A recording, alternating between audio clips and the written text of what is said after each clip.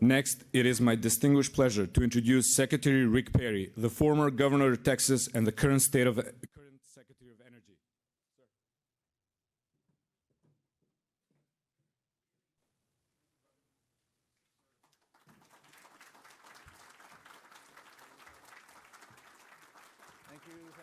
Thank you. Illy, thank you very much, and to all of you for being here today. I just want to say a quick thanks to Representative Stefanik for her work and what she's been doing and involved with. I mean, she does have passion, so and it was obvious as you got to see her not only perform here, but in word and deed, as she makes AI this nexus with national security, as we see here today, very well represented by the men and women in uniform. And thank you all for the work that you all are doing. It's a true honor for me to get to address all of you at the National Security Commission on Artificial Intelligence Conference and on the future of AI and national security. And I think today's theme is strength through innovation. And that's exactly as it should be. For innovation is the lifeblood of this country. It's a vital source for our security.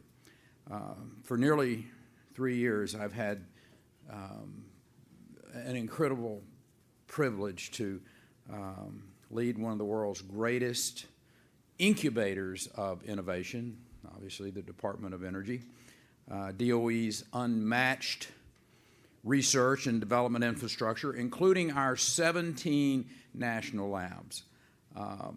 They have left an indelible impact on our world.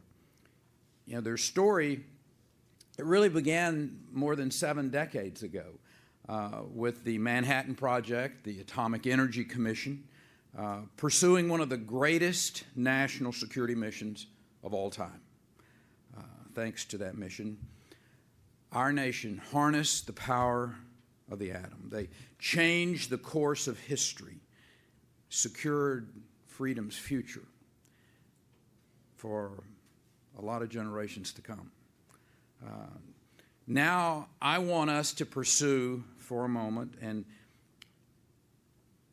I want us to pause for a moment as well, and imagine how different the world would be today if America had failed to lead at that very pivotal time. Imagine if our adversaries of that time had harnessed that power first. The results would have been catastrophic. Paraphrasing Winston Churchill, the whole world would have sunk into the abyss of a new dark age. Today, America faces a similar moment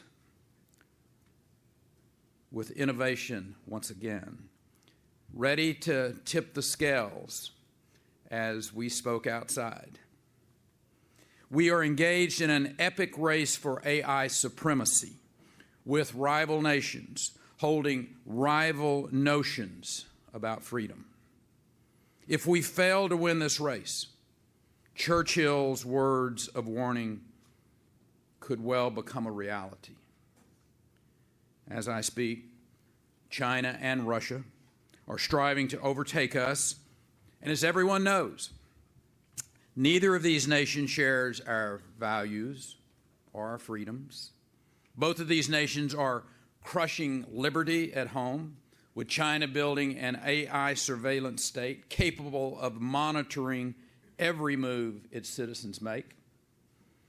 Both are using their power to undermine the sovereignty and security of other nations. Imagine what they could do. Imagine what they would do if they win the race. President Trump recognizes this and has affirmed, both by word and deed, that America must win. From unleashing federal dollars and promoting R&D investment to removing barriers to AI innovation, from empowering American workers with AI-focused education and training at home to supporting America's AI efforts overseas. The President's Artificial Intelligence Initiative calls on every federal agency to help America prevail. And at every point, it depends on institutions sharing their unique capabilities with each other to achieve this goal. At DOE, we've answered the call. Our computing capabilities and our deep expertise are second to none. DOE houses the world's 2 most powerful computers and 4 of the 10 fastest computers in the world. And we will soon deploy 3 next-generation exascale machines that will be up to 30 times faster than the fastest machine that we have today. Combining these incredible machines and expertise with AI becomes abundantly clear what DOE has to offer. That's why I believe DOE is approaching the epicenter of what I call the golden age of artificial intelligence. DOE is working on hundreds of projects, often with others, to develop, deliver, deploy as early as this year.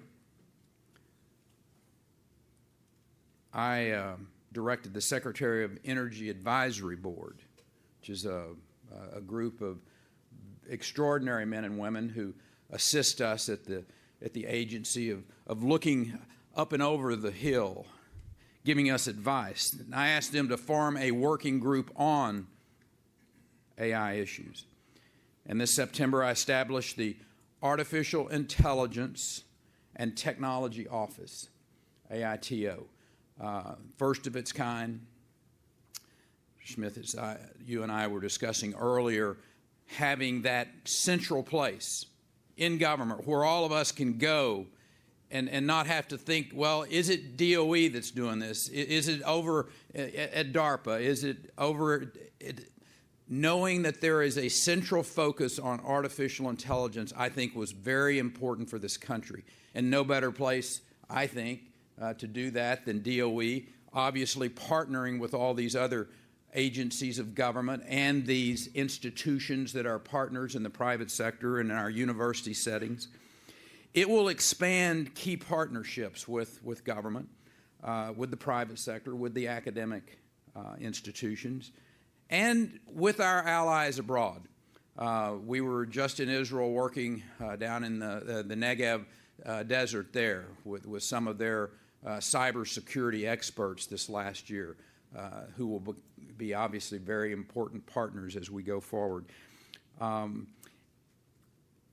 AI is going to enhance our national security. And I might add, that includes our nuclear security.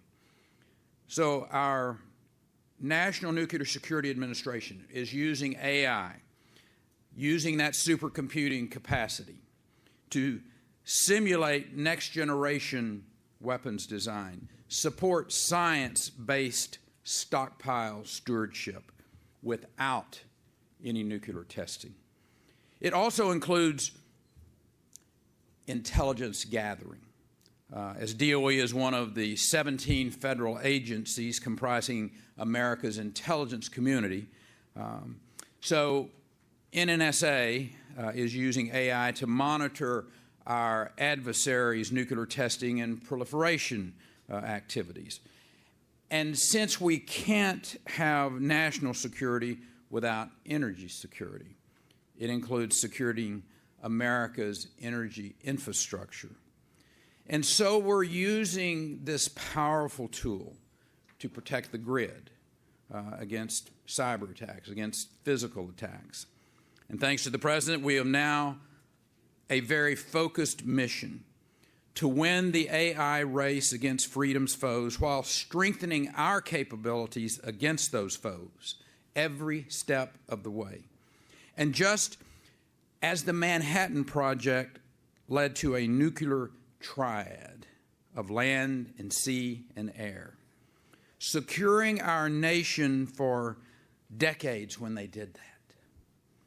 So will today's strategic force be creating a technology triad of exascale, AI, and quantum, empowering us for generations to come. And it's only through this remarkable new triad that we are on the cusp of something momentous, something that would have been impossible without it. We are about to diagnose, treat, and prevent traumatic brain injury in all of its aspects. Some of you may have seen, as late as this morning on one of the major channels, a story that's proliferating about how young women in soccer and the concussions that are occurring and that traumatic brain injury that's occurring there is every bit as prevalent in that arena as it is in football. I mean, the breadth of this, of what we're going to be dealing with on concussions, traumatic brain injury, post-traumatic stress, the opioid epidemic that's come from that, the suicides, the power of impacting people's lives, of which you are now very engaged in, is an extraordinary story. This is about making a better world. This is about someone pointing to something and saying, they really changed the world. And that's what we have within our grasp, if we prevail. I see an end to energy poverty as we deliver more energy to more people across the globe than ever before. I see us revolutionizing transportation, building smarter cities. I see people living, not dying, as we forecast earthquakes and other natural disasters more precisely than ever before. I see children no longer malnourished as we boost crop yields to incredible levels. As I mentioned, I see us ending the opioid epidemic. I see us finding cures for intractable diseases.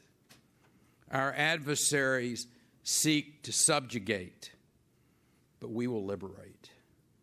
They seek to exploit, but we will empower. They seek to dominate, but we will serve. I believe that we, a free and innovative people who split the atom, we walked the moon, we brought tyrants to justice, will rise to this challenge. And as we do, I believe if we stay true to freedom, He who gave us our freedom will light our way. For the sake of this generation and generations to come, let us run the race, fight the good fight, and win. God bless you for your efforts. God bless your work on this commission, and may God bless our great nation and its freedoms. Thank you.